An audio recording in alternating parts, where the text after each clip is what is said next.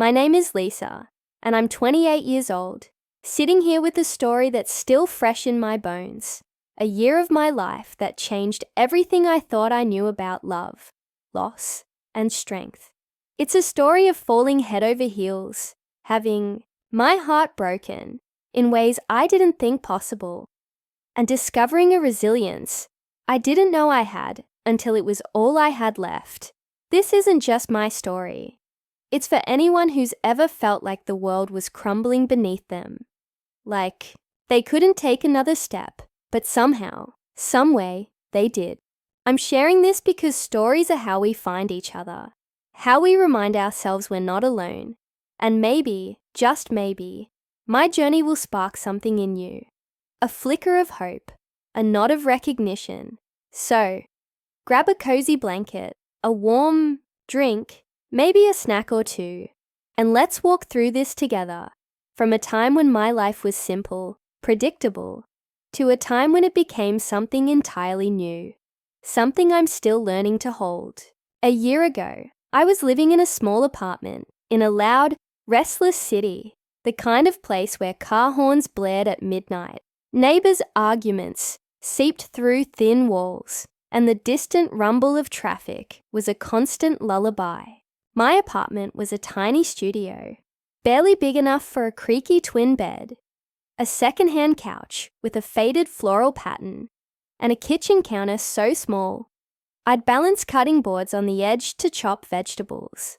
But it was mine, made warm with thrift store treasures, a bright teal rug, a few potted plants with leaves curling toward the window, fairy lights strung in a zigzag around the frame, casting a soft glow at night. I worked at a cafe a few blocks away, a cozy spot called Brew and Bean, with scuffed wooden tables, mismatched chairs, and a chalkboard menu I'd update each morning with colourful chalk, my handwriting looping and uneven. My days were a rhythm of steaming milk, clinking mugs, and the chatter of regulars, office workers in crisp shirts grabbing their morning lattes, students hunched over laptops with earbuds in, an old man named Mr. Carter, who'd sit by the window, reading the newspaper, his glasses slipping down his nose, always tipping me $1 with a shaky hand and a kind smile. I'd pour coffee, plate muffins, and wipe down counters, my apron streaked with espresso by noon, my sneakers scuffed from hours on my feet. It wasn't a glamorous job, not the kind you dream about as a kid, but it was steady, reliable, paying my rent, my groceries, and leaving just enough for small joys. A new journal with a leather cover, a ticket to a rom-com at the discount, theatre, a coffee date with friends. I had friends, a tight group from my college days, and we'd meet up on weekends, piling into someone's cramped apartment for takeout pizza, or crowding around a sticky table at a dive bar, sipping cheap beers and laughing until our sides ached. We'd swap stories about our old adventures, like the time we got lost on a road trip and ended up at a 24-hour diner eating greasy fries at 3 a.m., or the time we tried to throw a fancy dinner party and burn the chicken, resorting to ordering Thai food while pretending we'd planned it all along. Those nights were my sanctuary, a reminder that I had people who knew me, who cared, who'd seen me at my worst and still showed up. I'd walk home afterward, the city lights twinkling like stars, the air cool against my cheeks, my breath visible in the autumn chill, feeling like I was exactly where I was meant to be, my life small but full, my heart content in its quiet way. I wasn't looking for anything to shake things up, wasn't chasing love or grand adventures. I was happy, or at least I thought I was, settled in the rhythm of my days, the comfort of knowing what tomorrow would bring. But one afternoon, my phone started acting up, throwing a wrench in my routine. The screen would flicker like a dying light bulb. Apps would crash without warning, and it'd restart every time I tried to send a text. the screen going black just as I hit send. It was my lifeline, my way to text friends, stream music on my walks, keep track of my work shifts. So, I couldn't ignore it, no matter how much I wanted to avoid the hassle. I walked to a small repair shop a few blocks from my apartment, a place I'd passed countless times, but never really noticed. Squeezed between a laundromat with buzzing dryers and a thrift store with mannequins in faded dresses. The sign read, Tech Fix, the letters peeling at the edges, and the inside was a cluttered maze of shelves, stuffed with old phone cases, tangled chargers, and bins of loose cables that looked like they'd been there for decades. Behind the counter was a guy, maybe 29, hunched over a laptop, a tiny screwdriver in his hand, his brow furrowed in concentration. His name was Mark, and he had this warm, disarming smile that made the chaotic shop feel like a safe haven. "What's the trouble?" he asked, looking up, his brown eyes catching the fluorescent light, a hint of curiosity in them. I handed him my phone, explaining how it was driving me up the wall, my voice a mix of frustration and embarrassment. He nodded, popping off the case with practiced ease, his fingers moving like they'd done this 1,000 times. "Let's see what we can do," he said, his voice calm, steady, like he could fix anything, not just phones. As he worked, he started chatting, asking about my day in a way that felt genuine, not just polite. I told him about the cafe, how I'd spilled coffee on my apron that morning and got a playful scolding from a regular who said I needed to respect the beans. He laughed, a deep, rolling sound that warmed the room, and shared a story about the time he'd accidentally dropped a customer's tablet into a cup of soda and had to replace it out of his own paycheck, his boss chewing him out while he mopped up the mess. I found myself smiling, my shoulders relaxing, the frustration of my broken phone fading. Mark had this gift, this ability to make you feel seen, like you were the only person in the world, even in a cluttered shop with a ringing phone in the background. His hands moved with quiet precision, swapping out parts, testing the screen, but his eyes would flick up to meet mine, crinkling at the corners when he grinned, a spark of mischief in them. He had a scruffy beard, a faded t-shirt with a band logo, and a quiet confidence that drew me in, like a magnet I didn't expect. In 20 minutes, he handed my phone back, good as new, the screen bright and responsive. "Should be fine now," he said, "but if it acts up, give me a call." He scribbled his number on a scrap of paper, tucking it under the phone case, his fingers brushing mine for a split second, a fleeting warmth that made my breath catch. "Just in case," he added, his grin a little shy, a little bold, his eyes holding mine a moment longer than necessary. My cheeks flushed, and I mumbled a "thank you," leaving the shop with a flutter in my chest, the paper feeling like a secret in my pocket. The city outside suddenly brighter. That evening, I sat on my couch, the paper in my hand, Mark's number, staring back at me like a challenge. I wasn't usually bold, not the type to call a stranger, not the type to chase a spark, but something about him felt different. Like a door had cracked open and I wanted to peek inside. I dialed, my heart thumping, my fingers gripping the phone, half expecting it to go to voicemail, half hoping it wouldn't. He picked up on the second ring. "Hey, it's the coffee spiller," he teased, his voice warm, playful, and just like that, we were talking, the words flowing like we'd known each other for years.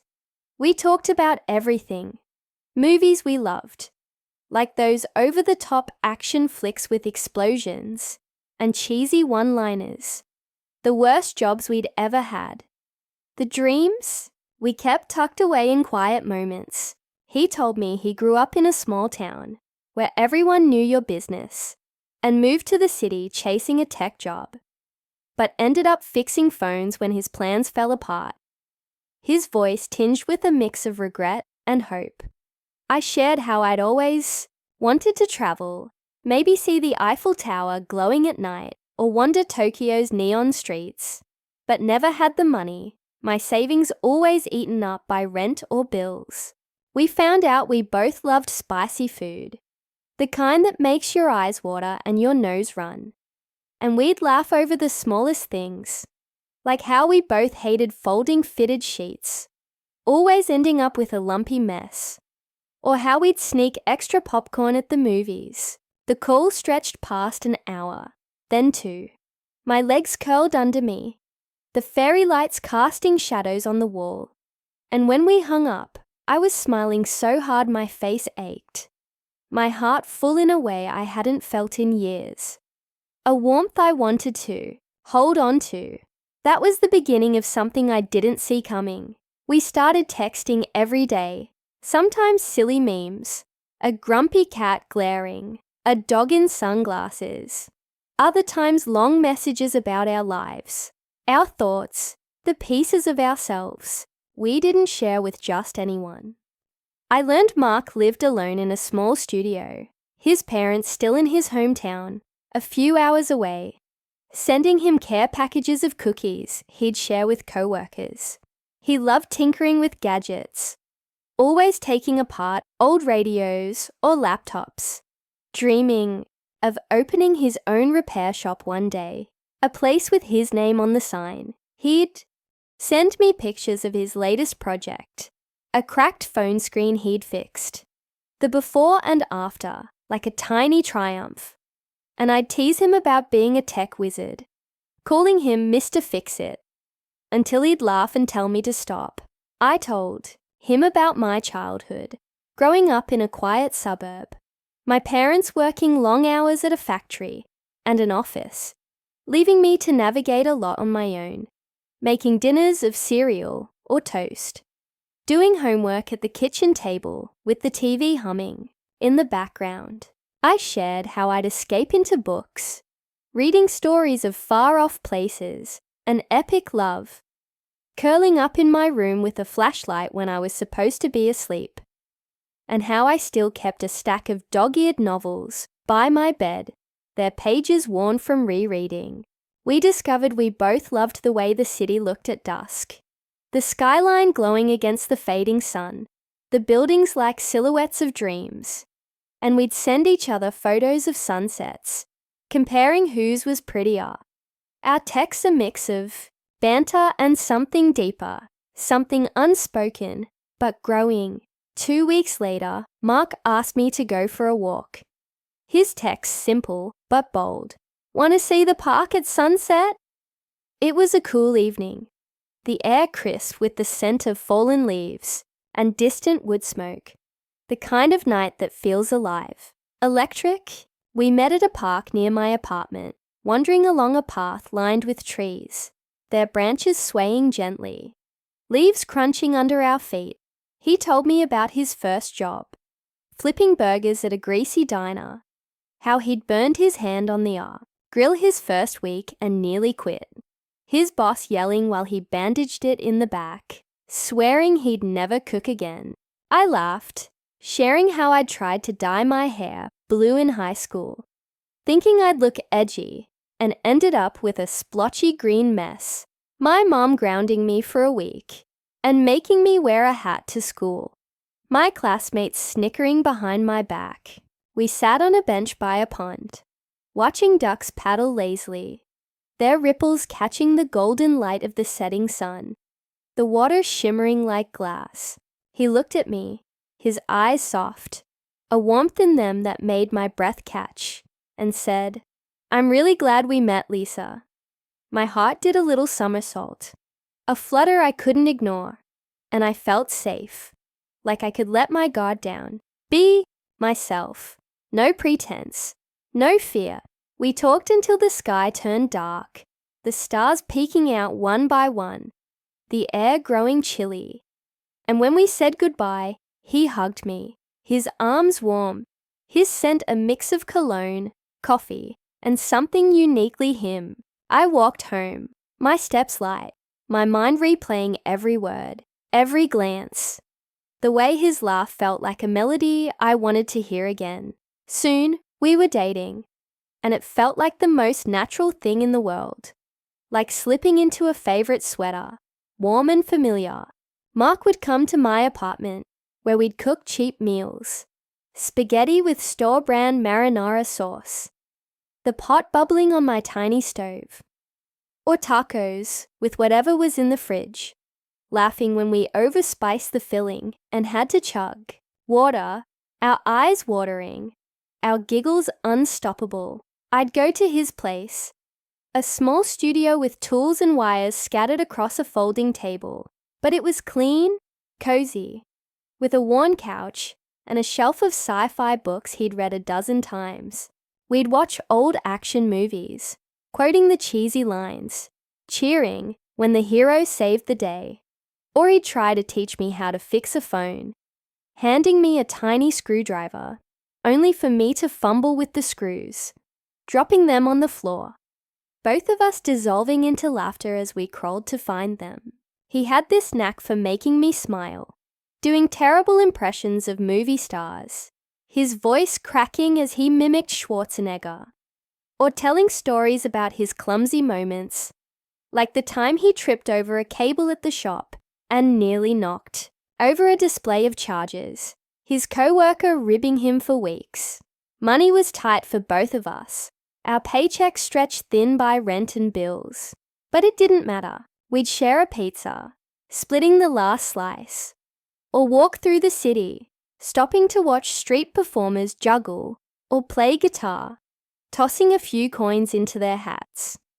We'd talk about everything, our fears, like his worry he'd never make it big in tech, my anxiety about being stuck in the same routine forever, our hopes, like his dream shop, my secret wish to write stories someday, the little things that made us who we were, like how I'd collect quirky mugs, how he'd save every ticket stub from movies we saw. I started to fall for him, hard, imagining a future together, a little house with a porch, a dog bounding in the yard, maybe a family someday, the kind of life I'd read about in my novels, the kind I'd always wanted but never thought I'd find. 3 months into our relationship, Mark asked me to move in with him, his voice practical, but his eyes soft, hopeful. "We're together all the time," he said, sitting on his couch, his hands fidgeting. "It'll save us money, and I want you here, Lisa. I want us to be together, really together." My heart soared, and I didn't need convincing. I said yes, a smile splitting my face, and packed up my small apartment, my clothes, my books, my plants, a few framed photos of my family, my friends. I moved into his studio, a modest space with a bedroom, a tiny kitchen with a single burner, and a bathroom with a shower that dripped if you didn't turn the knob just right. But we made it ours. Hanging fairy lights around the window, settings, up a small table for meals, pooling our money for groceries, arguing playfully over whether to buy cereal or oatmeal. We'd go to the market together, picking out vegetables, debating whether to splurge on ice cream, me laughing when he'd sneak a candy bar into the cart, his grin mischievous. At night, we'd lie in bed, the mattress creaking under us, talking about our dreams, traveling to Europe, maybe Greece with its turquoise seas, or starting a family someday, not soon but one day, when we were ready.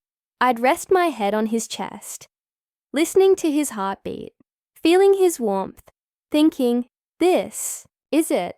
This is what love feels like. I felt like I'd found my person, the one I'd build a life with, and I was happy, truly happy, in a way I'd never been before, my heart full, my fears quieted by his presence.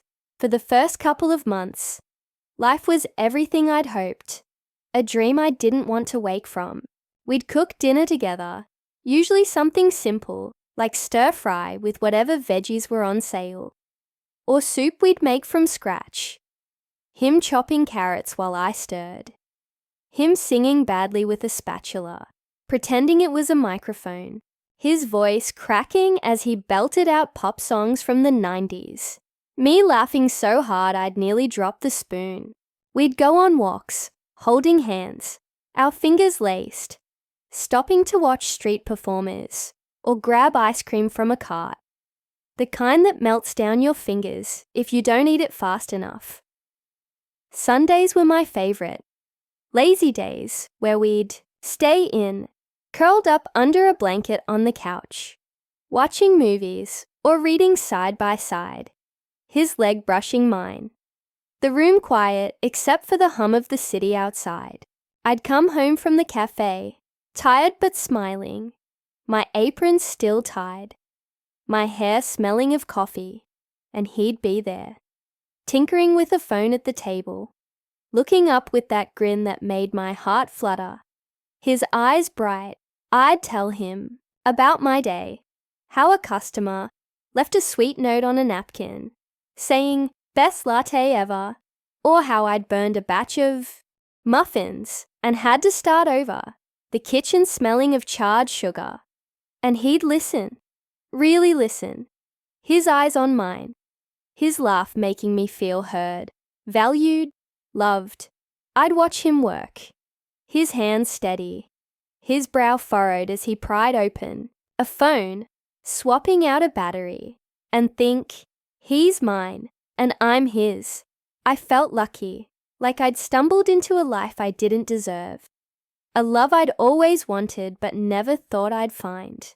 A story I could have written in my journal and believed. But then, things started to shift, so slowly I almost didn't notice at first. Like a cloud creeping across a sunny sky, Mark began coming home later, saying work was hectic. The shop swamped with repairs from customers who'd dropped their phones in sinks or downstairs. He'd walk in, shoulders slumped, his eyes tired, his usual smile gone, replaced by a blank stare. That unsettled me. He stopped asking about my day, stopped laughing at my stories about the cafe. Like the time a kid spilled juice all over the floor and I had to mop it up while singing "Twinkle, Twinkle, Little Star."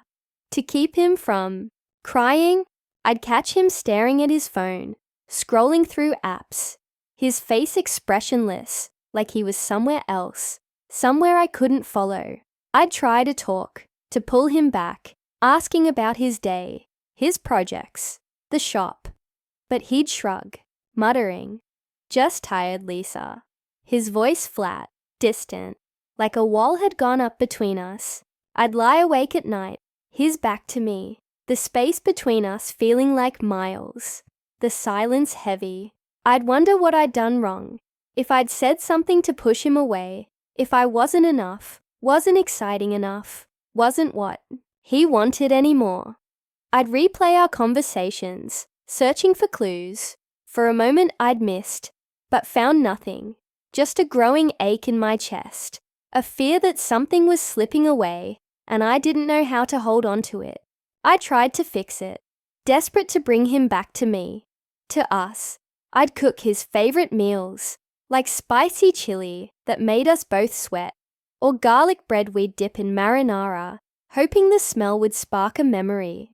Remind him of the nights we'd laughed over dinner, sauce on our chins. I'd suggest walks to the park, movies at the discount theatre, anything to reconnect, proposing we rewatch his favorite action flick or try a new food truck. But he'd nod absently, saying he was too tired, had to finish a repair, his eyes barely meeting mine. I'd see him at the table, surrounded by tools, wires, and cracked screens, his hands moving, but his mind elsewhere. And he wasn't the Mark I knew, the one who'd pull me into a hug, his laugh filling the room, his arms, a safe place. He was there, physically, sleeping beside me, eating at our table. But he wasn't with me, not really. not in the way that mattered, and it hurt more than I could put into words. A quiet wound that grew with every silent night. I told myself it was a phase, that he was stressed, that the shop was demanding, that he'd snap out of it, but the pit in my stomach grew, whispering that something was wrong, terribly wrong, and I was powerless to stop it. One morning, I woke up feeling sick, my stomach churning like I'd eaten something bad. A nausea that hit me before I even opened my eyes. I thought it was stress, the tension with Mark weighing on me, twisting my insides. But when I threw up, I brushed it off, blaming a late-night snack of leftover tacos. The next day, it happened again, and the day after that, my body rebelling even when I hadn't eaten. The nausea relentless, paired with a bone-deep exhaustion that made my shifts at the cafe feel like climbing a mountain. I was foggy, dragging myself through orders, mixing up decaf and regular, my hands shaky as I poured. A quiet fear started to build, a suspicion I couldn't ignore, one I'd pushed to the back of my mind, but now demanded attention. I'd been late, I realized, my cycle off by weeks, something I'd never been before, not like this. My hands trembled as I walked to the drugstore, the city noise fading to a hum, my heart pounding as I bought a pregnancy test, avoiding the cashier's eyes, my cheeks burning like I was doing something wrong. Back home, I locked myself in the bathroom, the tiles cold against my feet, and sat on the floor, staring at the stick, waiting.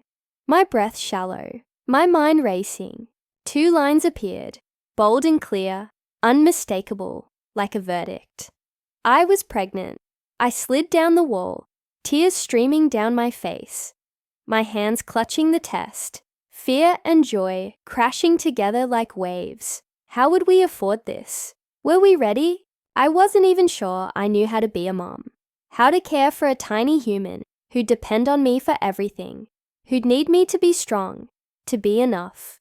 I thought of my own childhood, my parents' long hours, the nights I'd eat cereal alone at the kitchen table, watching sitcom reruns, feeling small, and wondered if I could do better, if I could give a child the love, the presence I'd craved.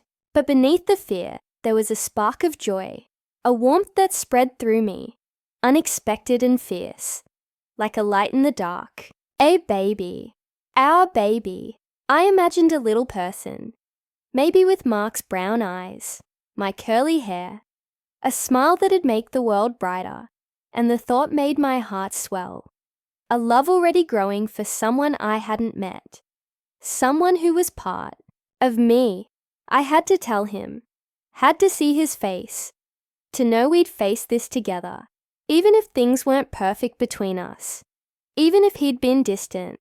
I believed in us, in the love we'd built, in the future we'd talked about, and I held on to that, clinging to it like a lifeline. I spent the day rehearsing, my nerves jangling, my stomach in knots, my hands touching my belly, a habit forming, a quiet connection to the life inside. I'd whisper, "We'll be okay," to the baby, to myself, though I wasn't sure who I was reassuring, my voice shaky but determined.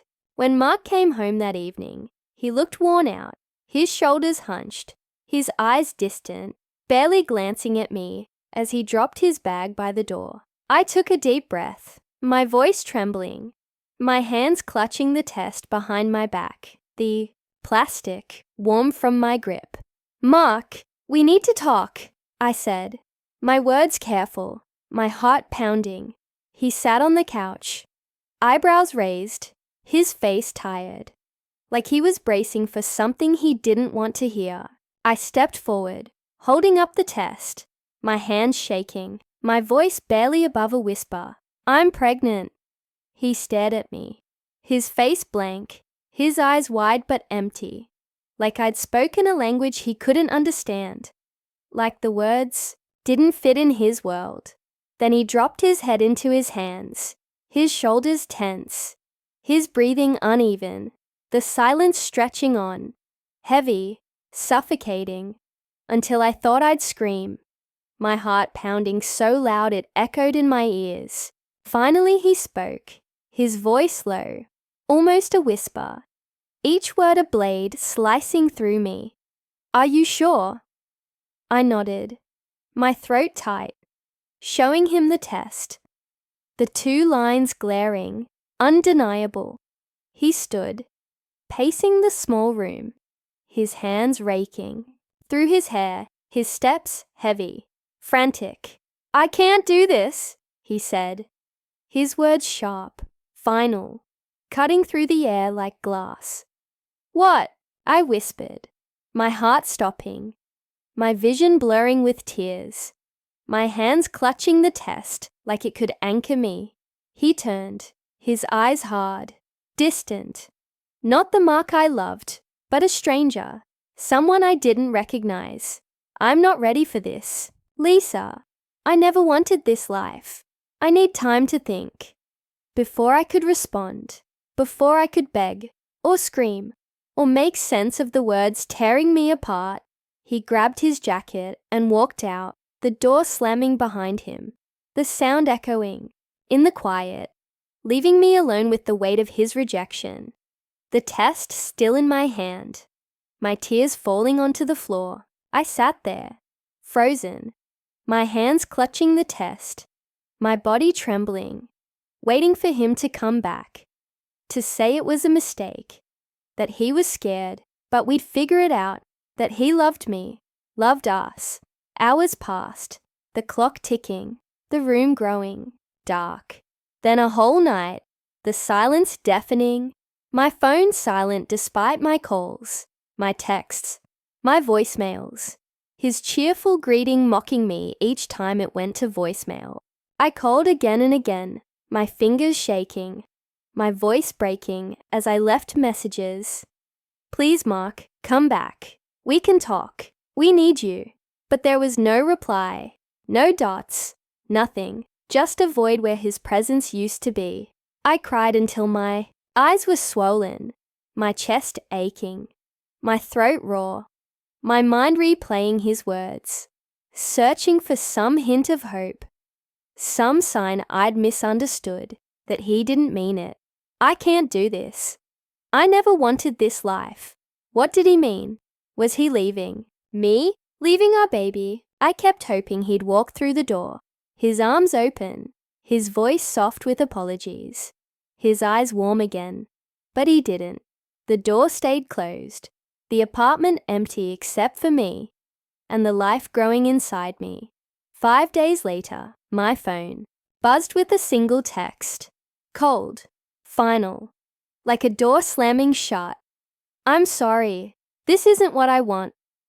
I tried to call, to text, my hands shaking, my heart breaking all over again, but he'd blocked me, his number a dead end, his presence erased from my life, like he'd never been there, like our love had been a dream I'd imagined.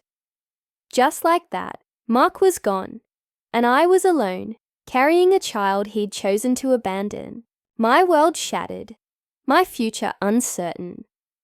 The days that followed were a fog of grief, a darkness I couldn't escape, a weight that pressed on my chest, making it hard to breathe. I couldn't eat, my stomach rejecting even toast or water. The nausea from pregnancy mixing with the ache in my heart, a sickness that wasn't just physical. I couldn't sleep, lying awake in the bed we'd shared, his side cold, the pillow still faintly smelling of his shampoo, a cruel reminder of what was gone. I'd touch my stomach, feeling the tiny life inside, and whisper, "I'm here. I'll take care of you," my voice breaking, the words a promise, a lifeline in the dark, the only thing keeping me from falling apart completely. I didn't tell my parents. They lived hours away, in a small house with a sagging porch. And I was too ashamed, afraid they'd be disappointed, afraid they'd try to fix it when I wasn't ready to talk, wasn't ready to face their questions. I didn't tell my friends. worried they'd pity me, their eyes soft with sympathy I couldn't bear, or worse, that they'd judge me, whispering about how I should have seen it coming, how I'd been naive to trust him. I felt so alone, like the world had turned its back on me, leaving me to face this impossible thing by myself, a future I hadn't planned, a weight I wasn't sure I could carry, a fear that threatened to swallow me whole. But I knew I had to keep going, for the baby, for the promise I'd made, for the love I already felt, fierce and unyielding. I couldn't stay in Mark's apartment, surrounded by his things, his tools on the table, his jacket on the chair, the coffee mug he'd used every morning, the one with a chip on the handle, all of it a reminder of what I'd lost, a ghost of the life we'd planned, the laughter we'd shared. Every corner held a memory, a moment that stabbed at me, like the spot by the window where we'd danced to a slow song on the radio, or the couch where we'd planned our future. It hurt too much, like a wound that reopened every time I looked around, every time I breathed. I found a small room to rent, just a bed with a lumpy mattress, a wobbly table, and a tiny kitchen with a single burner, and a fridge that hummed too loud, barely bigger than a closet, the walls peeling, the window rattling in the wind. But it was affordable, and it was mine, a space where I could start over, where I could breathe without his shadow. I packed my clothes, my books, my plants, a few framed photos of my family, my friends, and moved in, my belly just starting to show under my sweaters, a gentle curve that felt both strange and sacred. I'd sit on the bed, looking at the bare walls, the single window letting in grey city light, and tell myself, this is a new start. We'll be okay. I'd run my hands over my stomach, feeling the baby's faint movements, like tiny bubbles, like a secret only we shared. And it gave me a reason to get up each morning, to keep going, even when I wanted to give up. Even when the loneliness felt like it might crush me. I went to doctor appointments alone, my heart pounding as I sat in waiting rooms, surrounded by couples holding hands, their excitement a stark contrast to my quiet fear, my hands folded in my lap, clutching my purse like it could steady me. I'd bring a notebook, scribbling questions for the doctor, about diet, about exercise, about what labor would be like, my handwriting shaky but determined, a way to feel in control. The first time I heard my baby's heartbeat, a steady thump-thump, fast and strong. I cried, my hands covering my mouth, tears spilling over, my heart swelling with a love I hadn't known I could feel. It was the most beautiful sound, a reminder that life was growing inside me, that I wasn't alone, not really. Not with this tiny person who needed me. I saw the blurry shape on the ultrasound. A tiny head, tiny arms, tiny legs kicking, a miracle in black and white. And I whispered, I'll never leave you. My voice cracking, my fingers tracing the screen. The doctor, a kind woman with grey streaks in her hair, explained each step, handing me the ultrasound picture, its edges curling, and I'd carry it home, pinning it to my fridge with a magnet shaped like a sunflower. A reminder of why I was fighting, why I couldn't give up. I'd walk back through the city, the noise of buses, horns, and voices fading to a hum, my mind on the baby, on the future, on the promise I'd made, my steps steady despite the fear. I kept working at the cafe, even as my pregnancy progressed, my belly growing rounder, my body changing in ways that felt both foreign and miraculous, a mix of awe and discomfort. My back ached from standing all day, a dull throb that worsened with each hour. My feet swelled in my sneakers, the laces straining, and I'd lean against the counter during slow moments, catching my breath, rubbing my lower back, my hands warm against my skin. I needed the money, now more than ever. with doctor bills piling up, baby supplies to buy, and rent for my tiny room. No safety net, no one to fall back on. I saved every penny, skipping coffee runs, eating leftovers, buying baby clothes at thrift stores, tiny onesies with bears or stars, soft blankets in pastel colors, a second-hand crib I found for $20. It's wood scratched but sturdy. I assembled it myself, my hands fumbling with the screws, cursing under my breath when they wouldn't line up, laughing through tears when I finally got it together. Imagining my baby sleeping there, safe and warm, I'd pat the mattress, whispering, "This is for you," my voice soft, my heart full. People stared at me on the street, some with kind smiles, offering to carry my grocery bags, saying, "You've got this, Mama." Others with judgment, their eyes lingering on my belly, my bare ring finger, like I was a cautionary tale, a story they'd already written. I'd rest a hand on my stomach, feeling the baby kick, a gentle nudge, and hold my head high, my chin up, my eyes forward. This was my child, my love, and I wouldn't let anyone make me feel less for it. Not for a second, not ever. I read books about pregnancy, dog-eared paperbacks I borrowed from the library, their pages filled with advice on nutrition, exercises, what to expect in each trimester, my fingers tracing the words, my mind soaking it all in. I'd watch videos online, women sharing their birth stories, some joyful, some raw, and take notes in my journal, scribbling tips, breathe deeply, pack snacks for the hospital, bring socks because your feet get cold. My handwriting messy but determined. I'd lie in bed at night, the city humming outside, my hands on my belly, and talk to my baby. Silly things like, "You're gonna love the park with swings and squirrels," or "We'll eat ice cream on hot days, chocolate for me, maybe strawberry for you."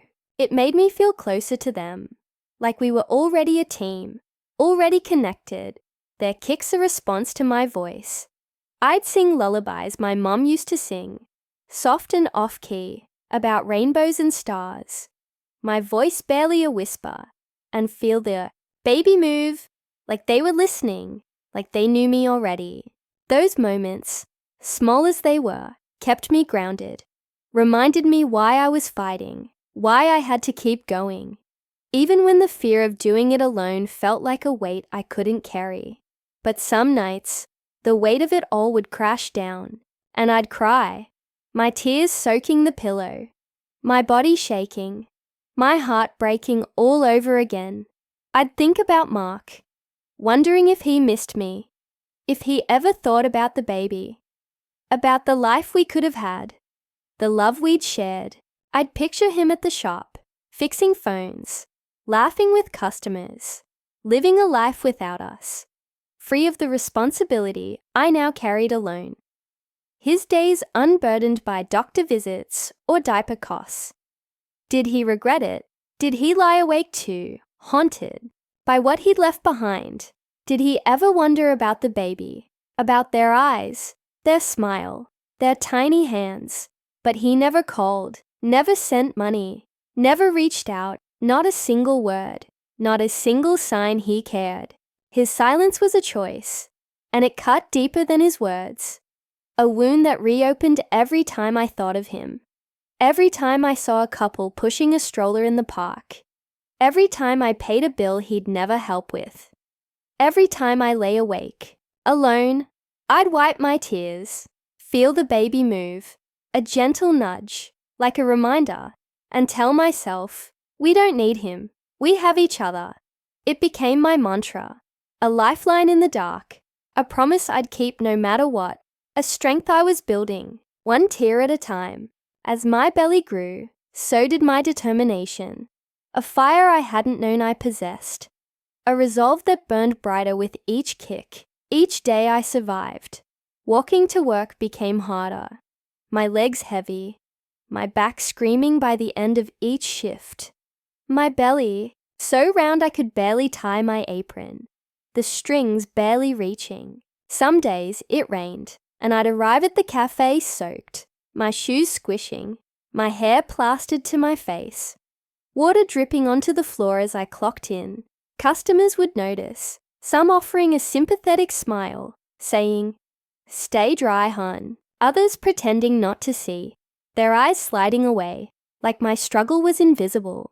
I'd smile back, pour their coffee, plate their scones, and keep going, driven by the thought of my baby, by the life I was building for us, by the love that grew stronger with every day. I'd sing to my belly on the walk home, soft songs about rainbows and dreams, my voice muffled by the rain, and feel the baby kick, like they were singing back, like they knew we were in this together, a team against the world.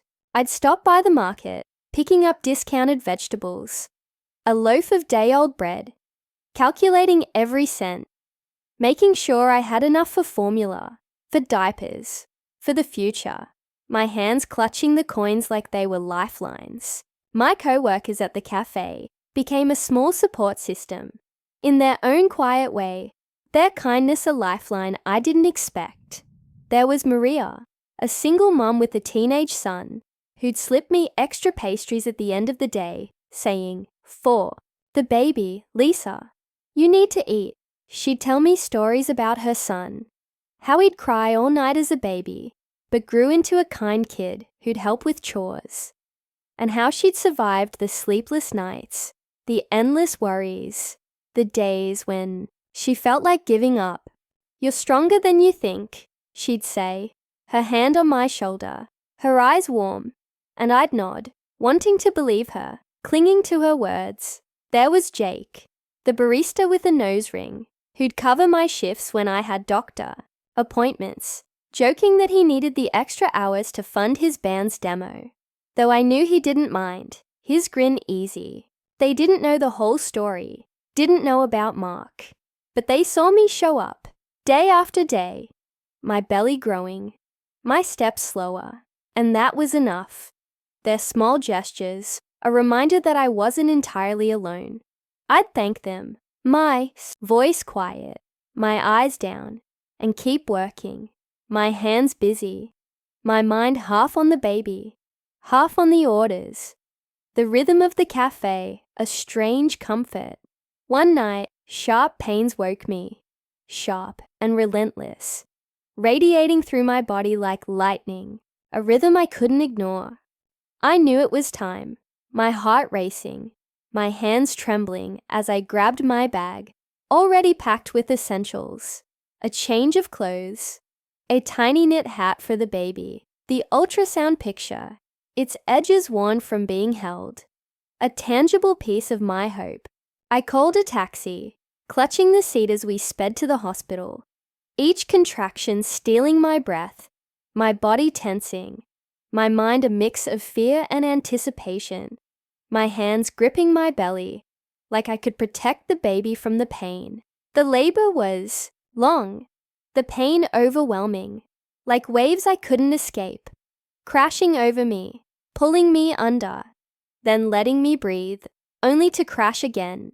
I gripped the bed, breathing through each contraction, my knuckles white, my voice hoarse, the nurses checking on me, their voices calm but distant, their hands efficient, adjusting monitors, offering ice chips. I felt so alone, wishing for someone to hold my hand, to tell me it'd be okay, to share this moment, this miracle, this fear. I thought of my mum, her voice on the phone, always encouraging but so far away, her life busy with work, her calls short. I thought of my friends, laughing, over pizza, unaware of how my life had changed, unaware of the weight I carried. I even thought of Mark, a fleeting wish that he could see what he'd left, that he could know this child. But I pushed it away, the thought bitter, useless. There was only me, and I had to be enough. For myself, for my baby, for the life we'd Build. After hours, my body exhausted, my voice raw, my strength waning, I heard a cry, sharp and perfect, cutting through the haze, filling the room with life. My son was born. The nurse placed him in my arms, small and warm, his tiny face scrunched up, his fists curled tight, his skin soft against mine, his warmth a miracle I couldn't believe. I looked at him, tears streaming down my face, my heart bursting with a love so fierce it scared me, a love that felt bigger than me, bigger than the world. "Hello, Daniel," I whispered, my voice cracking, my lips brushing his forehead, his scent a mix of warmth and newness, a smell I'd never forget. I kissed his soft cheek, my tears falling onto his skin, and promised, "You're safe now. I'll never leave you." In that moment, all the fear, the pain, the loneliness melted away, replaced by a joy so big, it filled every corner of me, a strength I didn't know I had, a purpose that anchored me. I studied his face, his tiny nose, his perfect lips, his eyes still closed, his lashes dark against his cheeks, and felt a love I'd never known, a bond that was mine alone, unshakable, eternal. I'd done this, brought him into the world, and I'd do anything to protect him, to give him the life he deserved, the love he'd always know. The first days were a whirlwind, a blur of exhaustion and wonder, of learning and loving, of moments so fragile they felt like dreams. I was sore, my body aching from labor, my stitches pulling with every move, my breasts tender from feeding, my eyes heavy from sleepless nights. Daniel cried often, waking every few hours, his tiny voice piercing the quiet of our small room, demanding milk, comfort, me, his needs immediate, unrelenting. I'd stumble out of bed, half asleep, the floor cold against my feet, and hold him close, rocking him in the dim light, his warmth against my chest grounding me, his soft breaths a reminder of why I was here, why I kept going. I made our space a home, setting up his crib in the corner, folding his tiny clothes, onesies I'd washed by hand, blankets I'd found at a thrift store, soft and worn but clean, hanging immobile above his bed, its soft stars spinning slowly, catching the light from the street lamp outside. I'd watch him sleep, his chest rising and falling, his lips twitching, maybe dreaming, and feel a love so deep it hurt, a responsibility so big it scared me, a joy so pure it brought tears. But money was tight, and I couldn't rely on Mark. He'd made his choice, walking away without a backward glance, leaving us to fend for ourselves. His absence a weight, but also a freedom, a space for me to build something new. I knew I needed a new job, something closer, something steadier than the cafe, something that let me be there for Daniel, to give him the stability I'd craved as a child. I started searching, checking job boards online during my breaks. At the cafe, my fingers smudged with flour, my eyes tired but determined, my heart set on finding a way forward. Maria would peek over my shoulder, suggesting places she'd heard of, her voice encouraging, her faith in me a quiet strength. I'd ask friends, neighbors, anyone who might know of an opening, my voice steady despite the fear, the urgency driving me. After weeks, I found work at a small store a few blocks from my room, a family-owned place called Patel's Market, selling snacks, household goods, and random trinkets, candles with floral scents, keychains shaped like animals, cheap toys. That'd break in a week. I'd stock shelves, ring up customers, and tidy the aisles. The work simple but steady, the hours regular, the location close enough to walk, saving me bus fare.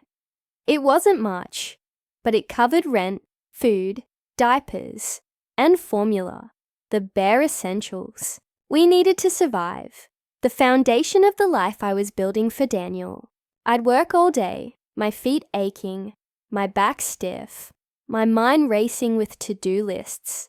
Buy milk, pay the electric bill, check on daycare, make sure Daniel's socks still fit, and come home to him, his face lighting up when he saw me, his arms reaching, his babble a melody that erased the day's exhaustion. I'd scoop him up, kissing his cheeks, his giggles filling the room, and we'd play, stacking soft blocks, watching them fall, or reading a board book about animals, his tiny finger pointing at the pictures, his voice trying to mimic mine. Cow, moo! Some nights, I was so tired I could barely keep my eyes open, my body heavy, my mind foggy, my hands shaking as I warmed a bottle. But his smile, his tiny hand in mine, made it all worth it. Every second, every struggle, every moment of doubt. Daniel started to grow, his eyes bright, his little hands reaching for everything. My hair, my earrings, the spoon I'd used to feed him mashed peas, his fingers sticky with food, his grin wide. I'd take him to the park, pushing him in a second-hand stroller I'd bought for $10. Its wheels wobbling, but sturdy enough. The fabric faded but clean. He'd stare at the trees, the birds, the people passing by, his eyes wide with wonder, his mouth open in a tiny O, his hands waving like he could catch the world. I'd sit on a bench, sipping cheap coffee from a thermos, the kind that tastes more like water than beans, and feel a quiet pride, a warmth that spread through me, a certainty that we were building something good, something real. We're doing this, I'd think. We're okay.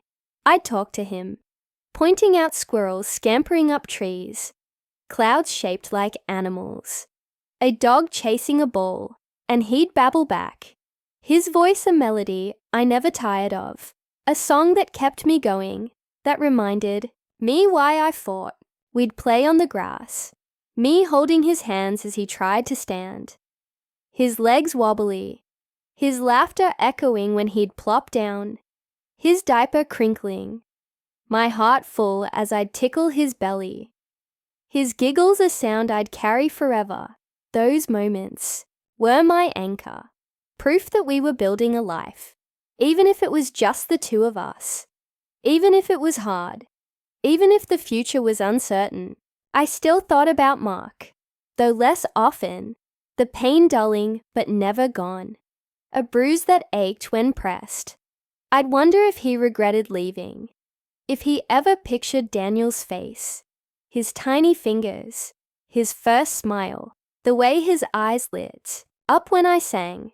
I'd imagine him at the shop, fixing phones, joking with customers, living a life free of the weight I carried.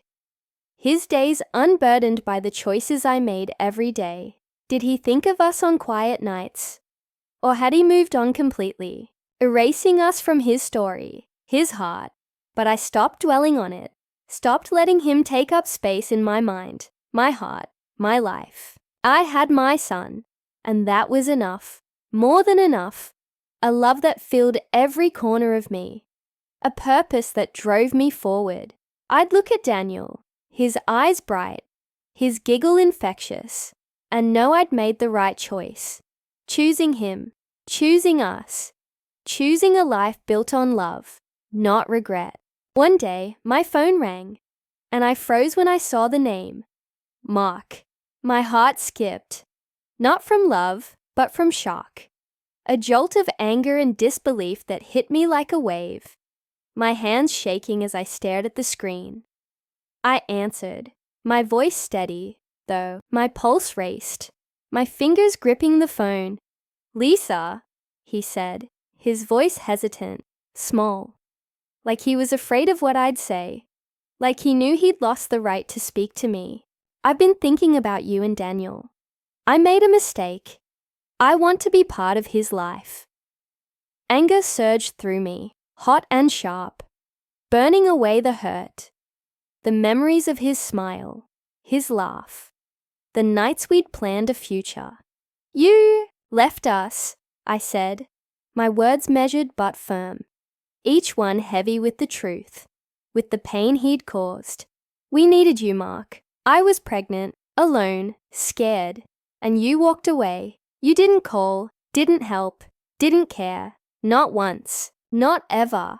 He apologized, his voice cracking, saying he was wrong, that he'd been scared, that he wanted to be a father now, to make it right, to be there. I thought about the nights I'd cried alone, the doctor visits with no one beside me, the labor, where I gripped the bed, no hand to hold, the endless days of doing it all without him, without a single word, a single dime, a single sign he cared. I thought about Daniel, his smile, his trust in me, his life full of love, a life I'd built from nothing, and I knew he didn't need Mark's half-hearted return, his too-late regret, his promises that meant nothing after what he'd done. Daniel's happy without you, I told him, my voice calm, final, a strength I'd earned through every tear, every step alone. He's strong, he's loved, and he's mine. We're fine and we'll keep being fine without you. I hung up, my hands shaking, my heart racing, my breath steadying as I looked at Daniel, asleep in his crib, his face peaceful, his tiny chest rising and falling, his hand curled around a soft toy. I knew I'd made the right choice, not just for me, but for him, for the life we'd built together, for the love that was ours alone. Life moved forward, one small step at a time, one day at a time, one choice at a time. I found a daycare for Danielle, a small place a few streets away, run by a kind woman named Ms. Clara. Her hair grey, her smile warm, her voice gentle as she greeted each child. It wasn't fancy, just a room with colourful mats, plastic toys, and a bookshelf full of board books, their pages worn from tiny hands. But the teachers were caring, and Daniel loved it, his eyes lighting up when he saw the toys, his hands reaching for a rattle or a stuffed bear. I'd drop him off each morning, his tiny body in my arms, his blanket tucked around him, and he'd wave, his fingers wiggling as I kissed his forehead, whispering, "Mama's coming back." I'd head to Patel's Market, my heart full, my mind already planning the evening, dinner, playtime, a song before bed, the routine a comfort, a promise. At the store, I'd stock shelves, ring up customers, and tidy the aisles, the work repetitive but grounding, the rhythm of it a strange solace. Mr. Patel, the owner, was stern but fair, his glasses slipping as he checked inventory, and he'd nod when I finished a task, a quiet approval that meant more than he knew. There was Aisha, a co-worker with a quick laugh, who'd share her lunch, spicy samosas, or curry that burned my tongue, and tell me about her family, her stories of her little brother's antics, a welcome distraction. I'd smile, listen, and keep working, my hands busy, my mind half on Daniel, half on the customers, asking for batteries, gum, or a specific brand of soap, the day passing in a blur of small tasks. At night, I'd pick Daniel up, his face lighting up when he saw me, his arms reaching, his babble a joyful "Mama" that melted my exhaustion. We'd walk home, his stroller bumping over the sidewalk, his hands waving at passing dogs, his eyes bright with the world. We'd eat dinner, mashed peas for him, rice and beans for me, simple but filling, me wiping his chin, him grinning with food on his cheeks. We'd play, rolling a softball, watching him crawl after it, his giggles echoing when I'd clap and cheer. I'd sing to him, soft lullabies about the moon, his eyes drooping as I rocked him, his head on my shoulder, his warmth a balm. Some nights, I'd collapse into bed, my body aching, my mind racing with worries.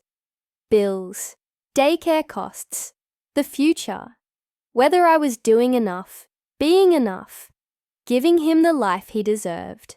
But I'd look at Daniel, asleep, his tiny snores, soft, his face peaceful, and feel a warmth that carried me through. A love that made every struggle worth it, every doubt quieted by his presence. One Sunday, at the park, I met Kate, another single mom. Her presence a gift I didn't expect, a light in the quiet of my days. Her daughter, Emma, was about Daniel's age, and they played together, Daniel crawling after Emma as she toddled, their laughter echoing across the grass, a sound that felt like hope. Kate and I started talking, first about our kids, Emma's love for stacking blocks, Daniel's obsession with his rattle, then about our lives, our struggles, our hearts. She was kind, her eyes soft with understanding, her smile warm, her hair pulled back in a messy bun, her hands stained with marker from Emma's art. I told her bits of my story, hesitant at first, afraid she'd judge, afraid she'd see my cracks, but she listened, nodding, her hand resting on mine when I paused, my voice catching, my eyes wet. I was alone too, she said, her voice quiet, her eyes distant for a moment, carrying her own pain. It's hard, Lisa, but you're doing it, and that's everything, more than you know. I felt a weight lift, a knot in my chest loosening, a sense of being seen, understood, like I wasn't carrying it all by myself for the first time.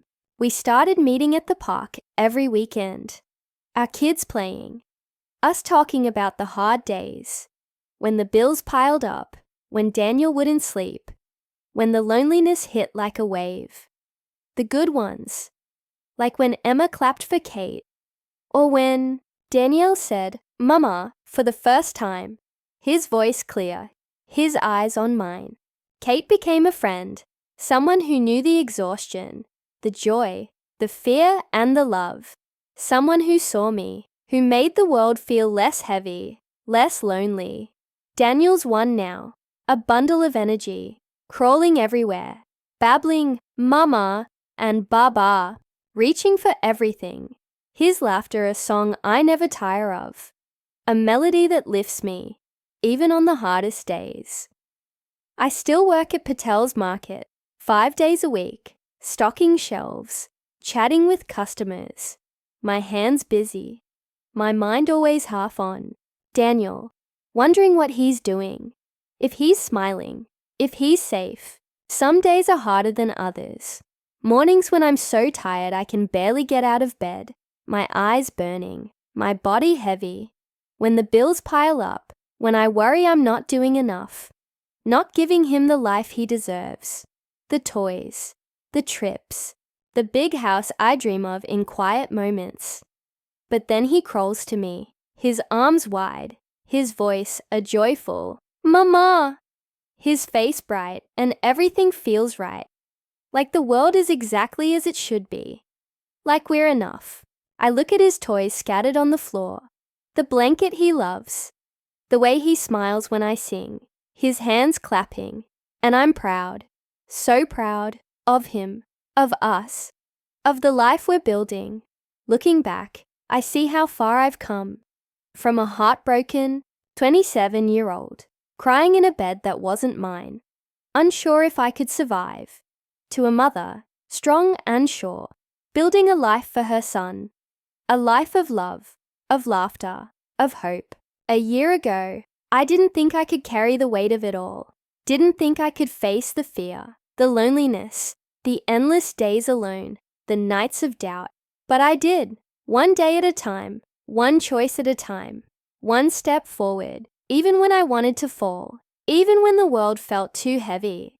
I learned to be strong, to keep going even when it hurt, to find joy in the smallest moments, Daniel's first word, Mama. His giggle when I tickle him. A sunny day at the park. A kind word from Kate. A nod from Mr. Patel. A tamale from Mrs. Lopez, my neighbor who'd knock with food and stories. I don't think about Mark anymore. Not really. Not the way I used to. Not with longing or pain. He made his choice, and I made mine. I chose Daniel, chose love, chose us, and I'd choose him 1,000 times over. Every single day, every single moment, I think about the woman I was. The one who walked into that repair shop, her phone broken, her heart open, unaware of how her life would change, how it would break and mend. I want to tell her it'll be okay, that the pain will shape her, but so will the love. A love bigger than she can imagine, a love that'll carry her through. I think about the nights I cried, the days I worked through exhaustion, the moments I doubted myself, wondered if I was enough, if I could do this alone. But I also think about Daniel's laugh, his tiny hand in mine, the way he looks at me like I'm his whole world, his hero, his home. Those are the moments that define me now, not the pain, not the loss, not the man who walked away, but the love, the strength, the life I'm building, one day at a time. I'm a mother, and that's the greatest gift, the greatest strength I've ever known, a role I'll carry with pride, with love, for the rest of my life.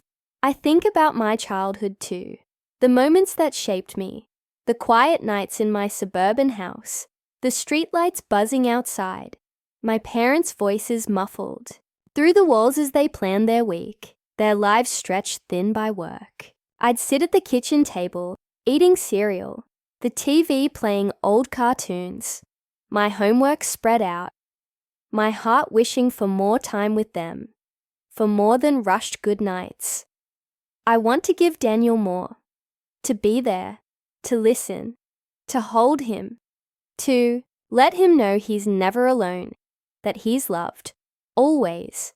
I think about my neighbors, the people who've become part of our story in small ways, their kindness a thread in the tapestry of our days. There's Mrs. Lopez, who lives next door, always knocking with a plate of tamales, her hands wrinkled, her voice warm, saying, "You need to eat, mija." She'd tell me about her kids, all grown now, and how she raised them alone after her husband left. Her strength a quiet lesson, her words a balm.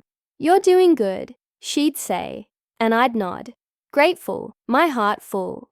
There's Jamal, the mail carrier, who'd wave when he saw me, asking about Daniel, saying, "That boy's gonna be a heartbreaker." His laugh easy, his presence a constant in our days. They didn't know the whole story, but they saw me, saw us, and that was enough. A reminder that we weren't invisible, that we mattered, that we were part of something bigger. I think about Kate, our park days, the way we'd sit on that bench, watching our kids, sharing stories, laughing, sometimes crying, our hearts open. She told me about her ex, how he'd promised forever, and then left when Emma was a baby, how she'd worked 2 jobs, her hands raw, her heart heavy, to keep them afloat.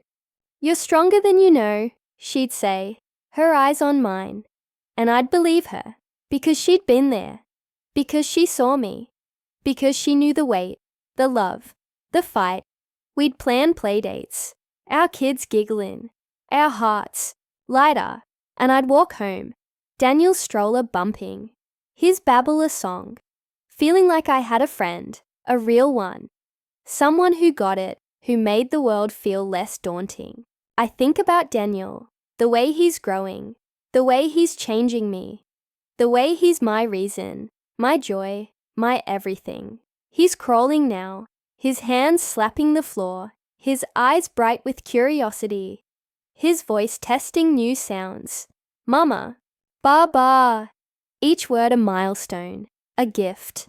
I'd watch him explore, his hands grabbing toys, his face lighting up when I clap, and feel a pride so deep it hurts.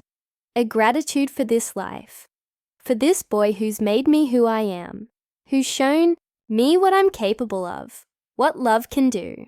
If you're still here, thank you for listening, for sitting with me through this long winding story, for letting me share this piece of my heart, my soul.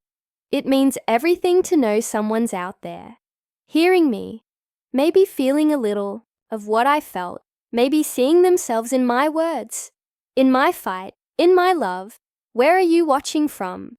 Drop it in the comments. Let me know your city, your country, your corner of the world, the place you call home, the place where you're fighting your own battles, finding your own joys. Did this story touch you? Have you ever faced a moment that tested your strength, that made you dig deep, that showed you what you're made of, what you can survive? Share it with me. I'd love to hear, to know I'm not alone in this, to know your stories, your hearts, your triumphs. Like, share, and subscribe for more stories like this.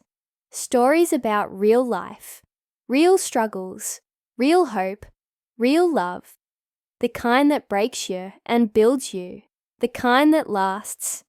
Until next time, keep going, keep fighting, keep loving, because you're stronger than you know, stronger than you'll ever realize. And you're not alone, not now, not ever.